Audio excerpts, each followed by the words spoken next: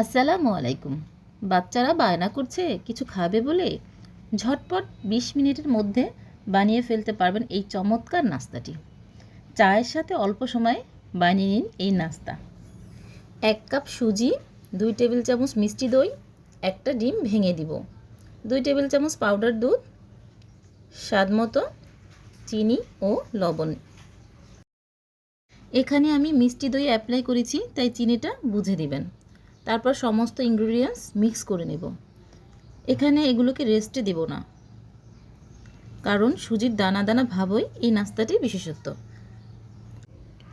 হাতে ঘি মেখে এভাবে বানিয়ে নিব। এই তো একটা ছুরির সাহায্যে এভাবে আমি ডিজাইন করে নিব। তারপর আমি সৌন্দর্যের জন্য একটা খেজুর লম্বা করে কেটে এভাবে দিয়ে দিলাম। এখন ভাজার পালা। তেলটা অল্প গরম হয়ে আসলে একে একে ভেজে নিব।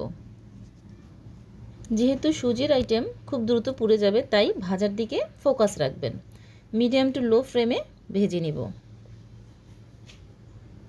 এই তো উল্টে পাল্টে আমি এগুলোকে ভেজে নিলাম। ভাজা হয়ে গেলে আমি একে একে এগুলোকে তুলে নেব।